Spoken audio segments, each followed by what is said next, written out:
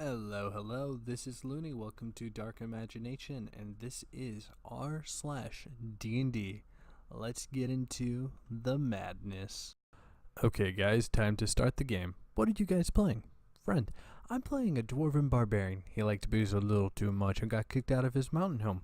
DM, okay, sounds good. What about you, Anon? Me, well, I also rolled up a barbarian. He's a human, though, who's lived in the shadow of the same mountain his entire life, but never knew there were dwarves there. That's how me and friend one met. DM, okay, I guess we can make it work. What about you guys? Friends 2, 3, and 4 all look at each other. Friend 3, well, we all rolled barbarians too. The DM looked at all of us, then rifles through his notes for the next couple of sessions and throws away about half of it. DM, well, gents, let's fucking do this. And so began our all barbarian campaign. I'll start you with a bit of backstory. These guys have been my friends for a long time now. They were the first people I ever played D&D with, and it had been quite some time since I role-played with them. So when my friend, who had usually been a player, suggested we all try and play again, we jumped on the chance. There are 6 of us, including the DM, me, who will be Anon for the purpose of the story, friend 1, who shall be J, friend 2, who shall be T, friend 3, who shall be G, friend 4, who shall be M. Now, I was usually the one to play Dex characters, rogues, rangers, and the like, so I saw this game to be a chance to change up my playing style. However, we're all pretty fucking bad at communication, and we're pretty busy people, so we didn't really talk about the kind of characters we would be playing. So the day finally rolled around, and we all showed up on time with our dice and our character sheets and take our seats around the table. After the shock of the initial realization, we laugh it off and start playing. DM, so the 5 of you are seated across from the adjudicator of the city. He gazes balefully at you. J, I'm sorry, but my character's int score is 7. What do those words mean? We snicker. DM, adjudicator is a man who make law. Balefully is angrily. J, okay. DM, shuffling a sheaf of papers between his hands, looking at you again angrily. He tells you that there are a number of criminals that need to be apprehended. He stands up and hands you the list. The DM gives me a handwritten list of descriptions, reasons for warrant, and bounty amounts. I turn it over in my hand, staring intently at the paper from all angles, then turn to the DM. Me. Tharmgar can't read. We all giggle again, the DM sighs. So who can? My apologies, this is set in 3.5. G raises his hand. My character can. He has an int score of 12. We all look at him in disbelief. G, it's true. His name is Sir Grog, Esquire. He's a nobleman. Of sorts. The DM puts his head in his hands. I really should have looked over your characters beforehand. But, alright, continue. G proceeds to read out the list of criminals while we listen, completely enraptured by his ability to read, which is a foreign concept to all of our characters. After a bit of bickering, we decide the first person we're going to track down is a horse thief who set up camp a few leagues outside of town. Fast forwarding a bit, after a long ride out to the hideout of the horse thief, during which we praised Grog a lot for his outstanding ability to read, we finally get to the cave system he'd been using. A little cliched, I know, but the DM is a fan of such things. We dismount and after a few minutes of planning decide what we're going to try and sneak up to the entrance. DM, well, the thief has a couple of sentries posted. M, okay guys, I have an idea. Let's disguise one of us as a tree and sneak up on them. We all agree this is a fantastic idea. DM, fine. Roll then. M rolls a disguise check and we assist him, giving him a +4 to disguise himself as a tree. He rolls a 13, which gives him a 17 to the roll, making it a success. His roll to snake, however, is another story. He rolls a 6, which takes a -2 because he's disguised himself as a fucking tree. DM, the sentries notice you. M, I cast sleep on them. We all look at him like he's gone bananas. J, you said you were a barbarian. M, I am. Just listen. And then proceeds to tell us how his barbarian pulls out his arcane carved stick, waves it around, chanting nonsense for a few seconds, then pointed at the guard, shouting, "Sleep now." Both M's barbarian and the guards are perplexed. The Barbarian because he doesn't know why the spell didn't work, the guards because they don't know what the fuck is happening. So Barbarian did the only thing a barbarian would possibly do in this situation: get frustrated and bash them over the head with his wizard staff, knocking them out cold. We love this turn of events, and even the DM cracks a grin at the creative role-playing. We decide that there's no reason for us to even attempt to sneak around inside the hideout, and instead off to break down the door. We cleave and bash our way through plenty of baddies, eventually reaching the chambers of the horse thief. DM. His chambers are draped in all sorts of cloth and chains, with arcane scrawls adorning the walls. There are books everywhere, and atop a tall pedestal, a skull with a pentagram on the forehead glares down at you with a malevolent air. He proceeds to read a long, impressive speech by the horse thief about the coming of the end of all things. After patiently waiting it out, we initiate combat, quickly killing the fragile NPC, and hack off his head and thumbs. T. Okay, let's get out of here. DM. But don't you want to look around some more? G. We already got everything of value out of this place. Let's just take off. DM. But what about his books? Me. Dude, we're fucking barbarians. What the hell are we gonna do with books? The DM huffs but can't really do anything to stop us since he abhors railroading. So we strike back out towards the town, severed head and thumbs dangling in a sack on the side of the horse.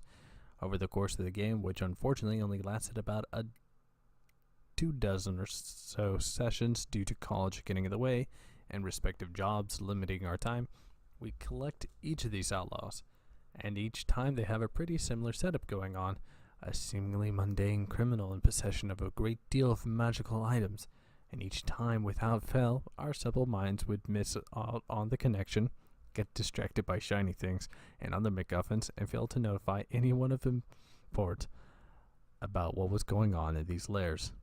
But I have to tell you, it was a hell of a ride. The dwarf was tossed on multiple occasions, and on one instance ended up inside the guts of a giant. He proceeded to hack his way through his body, cut the heart out, and burst out of his chest, screeching, then take a tremendous bite out of the still beating organ. We were all a bit more afraid of him after that. Probably my finest moment in combat rolling occurred during this campaign too. We were fighting a group of greater barguests, and I had just been disarmed, about to lay down and let these things eat my face. I rolled a 19 on a strength check to grab the nearest one by the tail and swing it about, bashing the other barguests into the negatives. I wasn't content with just that, though. There was still one standing after that, so I rolled a motherfucking nat 20 and, in a scene straight out of Do Fort, tossed the barguest through the other barguest. But I digress. Despite our best efforts to continue meeting, the time finally came when our boisterous group of brawny barbarians was to disband. We'd proven our worth 100 times over to the townspeople, so they were rewarding each of us with a small parcel of land and a good deal of gold. Sir Grog would finally be a real lord, with real peasants and real holdings, and Earthmeadbeard the dwarf could have his very own genuine dwarven tavern to destroy every night in a drunken rage and build back up again in the morning. Tharmagar was not content to settle down, so he planned to sell the land, get an even bigger axe with the money, and find the legendary plain of Ysgard, where he could fight, drink, and wench for all eternity. He eventually got there, but that's another game entirely. Rolf became the most famous muscle wizard in the land and planned to use his gold, land, and influence to start a school for his unique brand of magic. But fate, the DM, and our good friend Jay had other plans. His grin was absolutely malicious as he sat behind his screen and described the calamity that befell us as we were awarded our holdings. It was as if he'd finally found a way to get back at us for derailing his campaign so completely, so spectacularly, that there was no way in hell he was going to finish it the way he planned to. So he decided to try and do the next best thing: kill all of our characters. What it boiled down to was this: each of the outlaws had been part of the same malevolent cult seeking to resurrect a forgotten beast which slumbered beneath the township. Its name had been lost to the ages, but pictures had survived, and some bright bulb decided he wanted to see this thing firsthand. Fortunately for us, the cultists had mucked up their spells without being able to figure out how to get the spell to activate. Unfortunately for us, behind our backs, Jay and the DM had conspired to make Jay the final piece of the puzzle, which would awaken the slumbering monster and hopefully kill us all. DM, as you stand atop the stage, cheering, throngs of townspeople all around you, you suddenly jolted out of the way. Jay, I shoved the party aside and tossed the mayor away from the pedestal. Fools, you came here on this day for celebration, but I am here to tell you that this day heralds your doom. With these words, I draw my longsword and plunge it through my own heart, falling off the stage onto the ground in front of it. The ground quakes and begins falling apart, a great groaning and gnashing of teeth rising up from the cracking earth. 200 yards away, an entire section of the town disappears, sliding beneath the ground as something massive stirs. Moments later, from within the bowels of the earth, the unnamed one rises, its many tentacles whipping about its head in a bloody frenzy as its eons-long slumber finally ends. The townspeople scream in panic, running in every direction in their primal fear. Women and children scream and cry. The old and weak are trampled underfoot, and men go mad at the sight of such a monstrosity. It opens its 7 gaping maws, looses a mighty roar, and begins charging you. Roll for initiative. We all roll reasonably well. I get a 16, M gets a 15, G gets a 19, and T rolls a 13. Unfortunately, the DM knew we do fairly well on our initiative, so to counteract the penalty to initiative that massive creature takes, he stacked improved initiative on the monster something like 5 times, and it went first. Luckily, he gave us this round to prepare, as it would take at least 2 turns for the beast to get over to where we were. We went into a quick huddle, made our plan, and stood our ground against the charge. Have you ever imagined what it would be like to be beset upon a kraken when you're armed only with a greatsword of magic power and dubious origin? How about if that kraken was on land, could cast several level 3 spells as abilities, eschewing both materials and somatic components, and did 3d10 plus 35 damage per swing? That's what it's like fighting this monster. I tell you, if we hadn't plundered an amazing amount of gold from each of the hideouts due to DM fiat and treasure generation, we wouldn't have stood a chance. As it was, we were getting pummeled, and we needed to end it fast. So T passes me a note, I look at him and suddenly nod my head. DM, anon the round passes to you. What are your actions? Me, I turn to Ernst, who grabs my forearm as I grab his. T, I just want ye to know 'twas the greatest honor I ever knew, fighting alongside ye. Me, I feel tears well up in my eyes, and I see them welling up in Ernst too. I hand him my portable hoe, and he takes out his bag of holding. T, now toss me, you sodden moron, one last time. The DM looks stunned. DM, roll strength. I rolled. I wish I could say it was a natural 20, because by cord, Ernst deserved it, but it wasn't. It was a 19. With my strength modifier and the feat from Complete Warrior that lets you toss things better, that added up to a 31. Me, I spin Ernst around, tears streaming down my face into my beard, and as I do so, and toss him into the gaping maw of the unnamed one. DM, T, the round passes to you. You take 23 points of crushing damage and 47 points of acid damage, which brings you to 3 HP. T, I put the portable hole in the bag of holding. The DM looks at us, then at his notes, then leans back in his chair. DM, a portal opens up, sucking you and the unnamed one into the astral plane. We all passed our strength checks to avoid being sucked through. Miraculously, everyone was quiet for a few moments after that. The DM looked as if he was cycling between pure, unadulterated fury and helpless adoration at the defeat of his BBEG. Jay just looked sullen. He wanted us to die with him, not defeat the monster in such an epic way. The town built a statue to memorize Ernst for his sacrifice.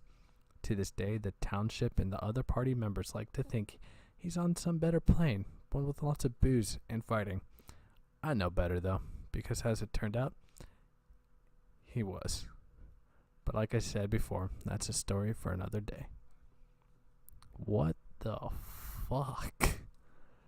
I mean, like, I get it, the DM being frustrated about the entirety of his storyline being ruined because just all the barbarians. But still, that ending, oh my gods. Thank you very much for joining me for this insane, wonderful story. This is Dark Imagination. I'm your host, Looney. This was r/D&D. Join me next time and, do the things. Like, subscribe, share, but only do it if you enjoyed. Okay? See you next time.